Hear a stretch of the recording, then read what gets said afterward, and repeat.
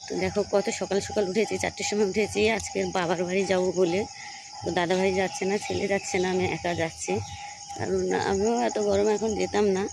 তো আমার কাঁঠাল নিয়ে যাচ্ছি, দাদার দুটো মেয়ে আছে, তো আমাদের ওদিকে তো কাঁঠাল নাই, তার জন্য নিয়ে যাচ্ছি। তো দেখো এখন গিয়ে আমি ট্রেন ধরবো 5টা 45-এ।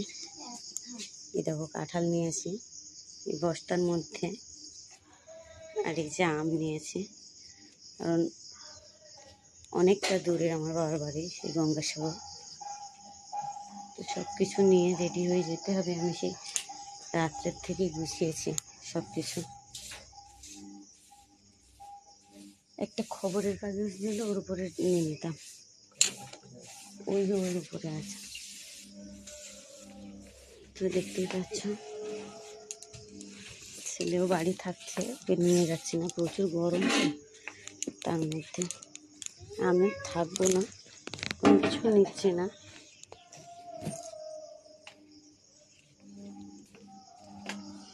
মানে বইগুলো ছেলে সব কিছু গুছিয়ে রেখে দিয়ে যাই, ও সকালে পড়াতে আসবে, যত সময় আছে তত ঠিক করে দিয়ে যেতে হবে, তাই না?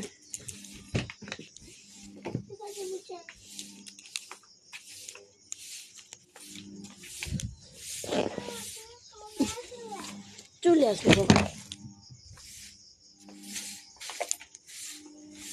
দেখো কত অনেকটা দূরেই যেতে হবে, বুঝতেই পারছো।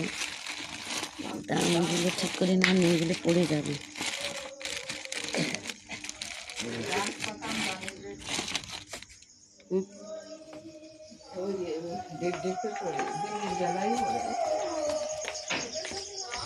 তো হাতটা আঠা হয়ে গেছে,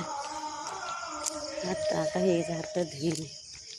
আমি এত বছরের মধ্যে আমি একা মানে যেতাম না, দাদাভাইয়ের সঙ্গে যেতাম, কিন্তু এই 2 বছর, সামনের বছর আর এই বছর আমি একাই যাচ্ছি। প্রচুর গরম, দাদাভাইয়ের শরীর ভালো না, তো সেই কারণেও যাই না, আমি একাই যাই।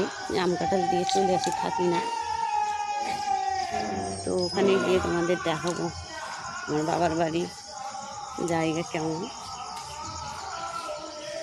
বুঝতেই পারছি আমি সেই 4টের সময় উঠেছি, জানো। আসলে যাওয়ার কথা শুনলে পরে খুব সকাল সকাল উঠে পড়ে আগে মানে কী করে রেডি হতে হবে সেই চিন্তাই করি।